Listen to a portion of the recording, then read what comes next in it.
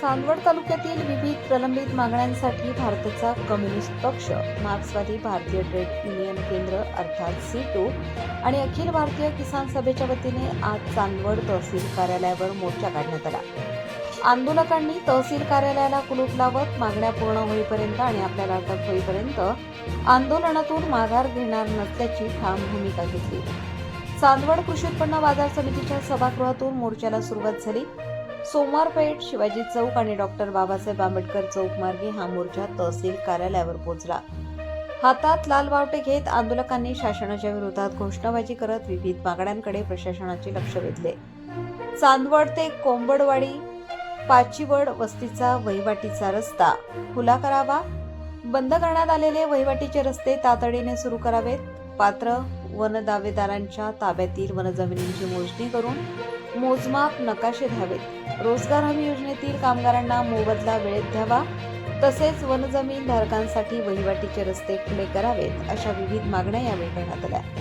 तसेच पात्र प्लॉटधारकांच्या प्रमाणपत्रांवरील गट क्रमांक आणि क्षेत्रफळातील त्रुटी दुरुस्त कराव्यात, वन विभागाने केलेल्या GPS पाहणीचे मोजमाप नकाशे उपलब्ध करून द्यावेत आणि अपूर्ण रस्त्यांची मोजणी पूर्ण करावी, अशी मागणीही आंदोलकांनी केली।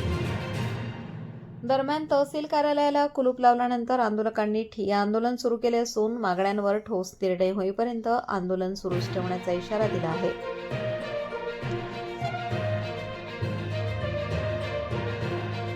काय सांगाल? आज 10 ऑगस्ट भारतभर जेलभर आंदोलन कम्युनिस्ट पक्ष आणि मार्क्सवादी कम्युनिस्ट पक्षातर्फे चालू आहे। या आंदोलनामध्ये आमच्या मागण्या, प्रमुख मागण्या या जी वनजमीन ताब्यात आहे तेवढी संपूर्ण वनजमीनमधून ती स्वतंत्र सातबारा तयार झाला पाहिजे आणि त्या प्लॉट कसणाऱ्याच्या नावे तो दिला पाहिजे। तसेच आज बहुसंख्येने चांदवड तालुक्यामध्ये मोर्चा हा यशस्वीरित्या पार पडत आहे। आम्ही सर्व मार्क्सवादी कम्युनिस्ट पक्षातर्फे आज तहसीलदार कार्यालयाला कुलूप लावलेला आहे, ताळा ठोकलेला आहे। तर आमच्या मागण्या पूर्ण होईस्तोवर आणि आम्हाला जेलभरोमध्ये सामील झाल्याशिवाय आम्ही मोर्चा सोडणार नाही।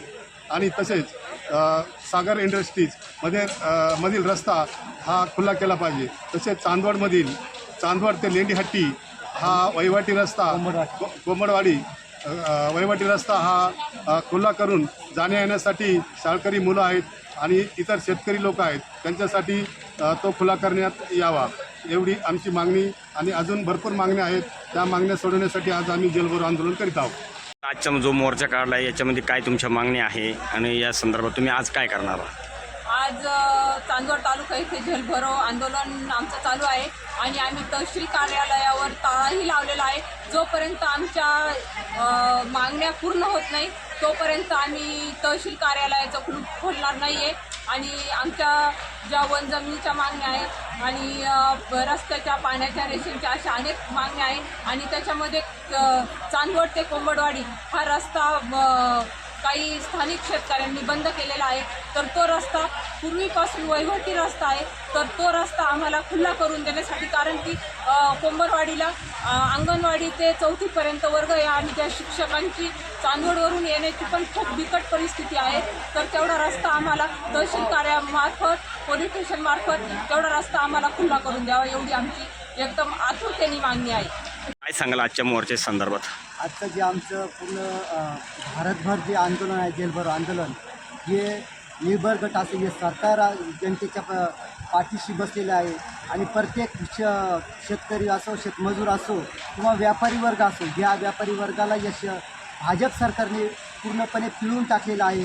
आणि प्रत्येक क्षेत्रामध्ये आज जर बघितलं, दिल्लीच्या आंदोलनाच्या याचं जर बघितलं तर पूर्ण विद्यार्थ्यांचं आयुष्याचं नुकसान केलेलं आहे आणि त्याच्यात जो काही शिक्षण मंत्र्याचा राजीनामा झाला, असे राजीनामे अनेक होतील, परंतु जे सिस्टम बदललं पाहिजे, हे भाजप सरकार बदललं पाहिजे, हेच मार्क्सवादी कम्युनिस्ट पक्ष ठामपणे सांगेल।